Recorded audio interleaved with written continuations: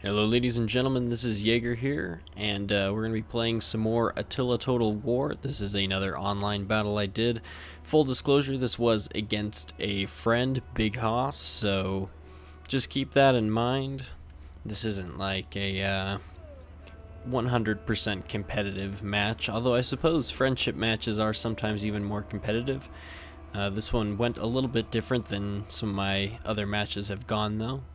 So here we are, it is the Huns versus the Western Roman Empire. Now for my main battle lines, I have I have a steepy tribespeople, which is a very light infantry. The rest of my first line of infantry is Hunnic dismounted warbands, which look like these lamellier armor guys. They're pretty awesome.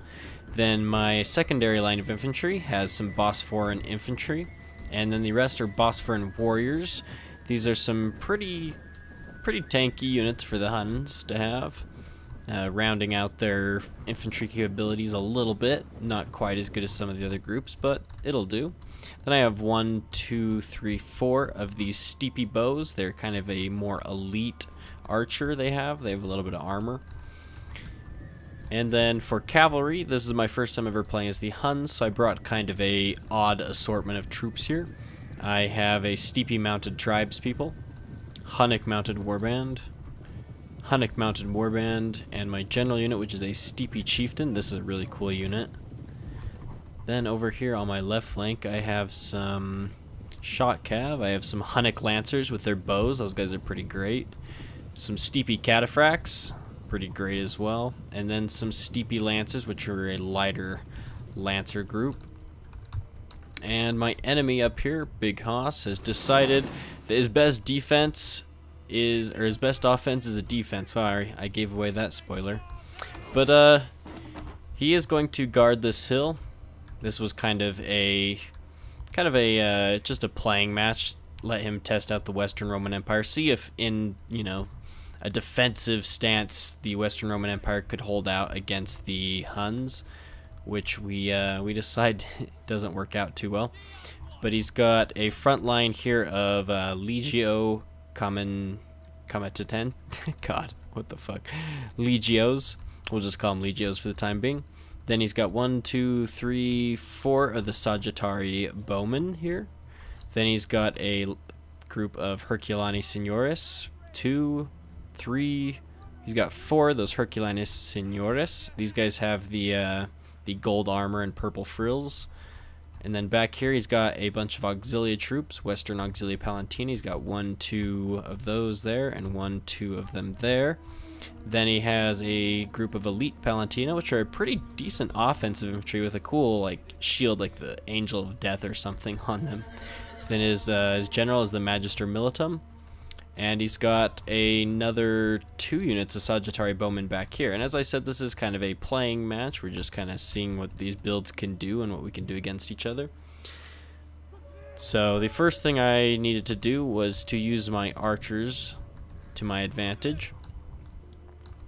So you're going to see here really quickly just how powerful these archers can be when used properly.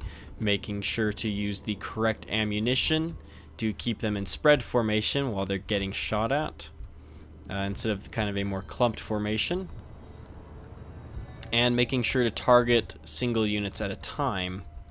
Or I believe in this case I targeted this unit and then I targeted this unit. Yes, that's exactly what happened. You can see I'm targeting here and targeting there.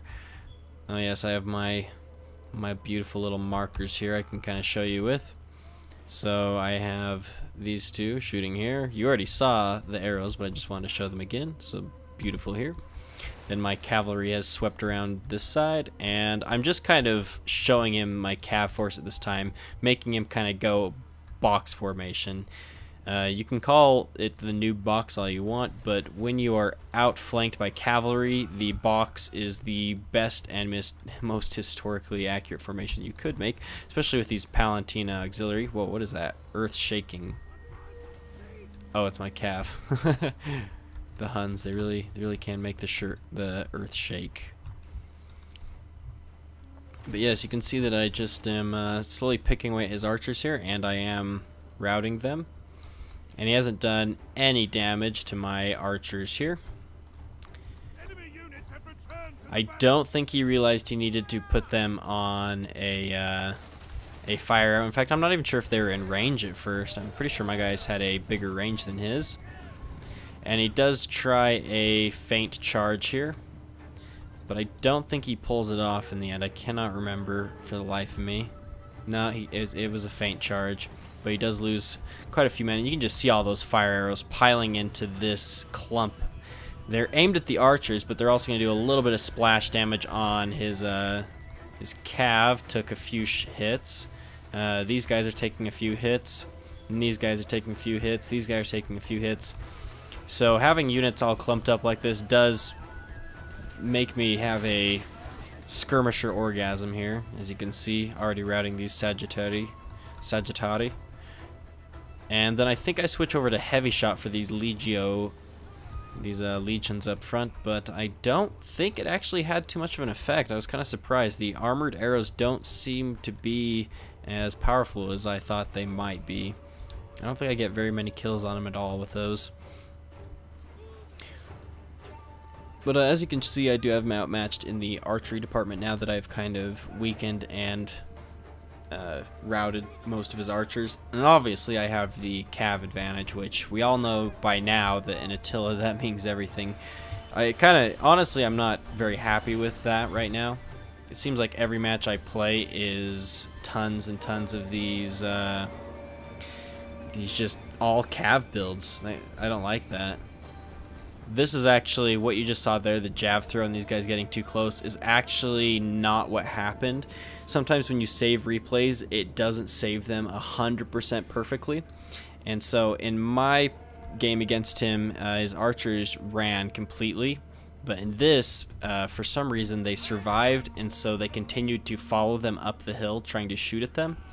And so that's why they kind of freaked out there. The AI with replays while saving doesn't work very well. Plus, it's been a while since this match, and so several patches have come out since then, so that might affect it as well. But just know that replays are not always 100% accurate. They generally are pretty damn close, but they do have some things that don't work. So he gets off a pretty good charge in here, kills off a few of my Hunnic dismounted warband, but this was just a test to see how these Hunnic dismounted warband guys did. Wow, that was an ugly ass line right there. But I just wanted to see how they would do against the Legios. They do pretty decent. Not the best, but they're just there, okay? I guess that's the best way to put it. They're not exactly good at anything, but they're not terribly bad at anything either. So they're pretty good fodder for my first line here. And these boss friends are obviously more heavily armored with better shields, so they will hold out a little bit better. Especially these boss friend infantry are quite a bit better than their counterparts, the boss friend warriors. As you can see, they have a little bit better looking armor. Oh, that is a badass helmet right there with the wings on it. That is awesome. So he is just piling in his infantry. And you'll see that these tribes people are going to start fleeing, and these guys are going to start fleeing. So he does start collapsing my my units slowly just by overwhelming them with Roman numbers. And here you can see that I've just ultimately surrounded his force, and I'm going to start pulling off charges. Like right here, I've pulled off a charge. Here, I think I might have pulled off a charge with these guys. These guys are fast. These steepy mounted tribes people, they were really fast. I think I snuck in there and did a hit somewhere like that. But you want to make sure to get these Hunnic Lancers out before they come through, so I'm actually going to order them through the lines all the way. They'll take a few losses, I think, doing that, but better than letting these Western Auxilia Palentina have their way with them. And so now it really is a simple game of, can my boss for an infantry hold out while I begin my hammer and anvils from every direction possible? And yes, they can. In fact, I kind of toyed with them a little bit. These guys are way farther back than they should be, especially this guy. I don't know what the hell he's doing up there. But I just begin general hammer and anvil tactics. As you can see right here, I smashed a unit in, routed a few of these units. His Sagittari are starting to flee here. I think, did this actually happen? I don't think I actually charged spear units back here. If I did, I don't remember doing it anyways. Interesting. Replay has been corrupted, it would seem. But I do get some good charges in here. I routed this Legio. And it's just... In Attila, cavalry is just extremely overpowered in my opinion. It needed to be better than it was in Rome, and it was already pretty good in Rome. I didn't really have much of a complaint in Rome. Some people apparently did. They thought that the cavalry needed to be more powerful, but I think it needs to be nerfed just a little bit now, because people are bringing to quick battles entire cav builds, which just ruins it for me. I don't... My whole strategy relies on manipulating that infantry, the meat of the army, not like having 10 cav units, two melee units, a general unit, and then the rest are... Then add a couple more cav units and a couple of ranged units. I like to have a main body of infantry supporting cav and supporting archers. That's just how I like to roll with this. And of course I won there with hammer and anvil tactics. Nothing too spectacular there. It kind of expected. They're just and that's just how this game is gonna roll now.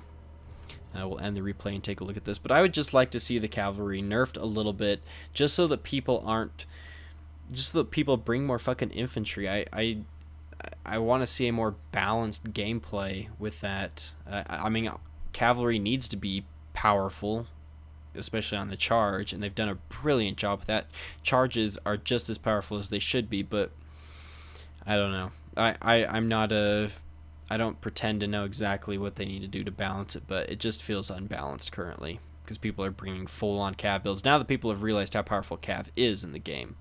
You can see here 214, 39, 28, 90, 77, 151. These Hunnic Lancers and these Hunnic mounted warbands did particularly well.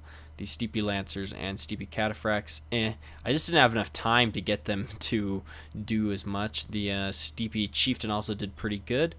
The Bosphorans did decent, not really that well, but they were mostly a holding force. As you can see, my archers did extremely well. Oh, I had a Steepy bow in there too, not just all UR archers. Oh, okay. That makes sense. I was kind of confused there. I realized now that I'd put a couple of lighter groups in there, like these Steepy tribes people who only got 16 kills. And these Hunnic dismounted warbands did not hold up very well, but they held up reasonably well for their price. And as you can see here, just this infantry obviously did the best here. His Legios, he got a few good kills on some of these Herculanes and this Palantina. Nothing on his archers. Absolute jack shit on the archers, which is unfortunate. And jack shit on these Western Auxiliary Palantina, which should have gotten more kills on my cavalry if he'd wanted to win this fight. Anyways, guys, thank you for watching this episode of my online battles. I know I ranted a little bit about the cav just because, you know, that's just something that's been going on in my quick battles recently, as I've felt like they're kind of not where they should be. Anyways, thank you guys for watching. I'll see you guys in the next one.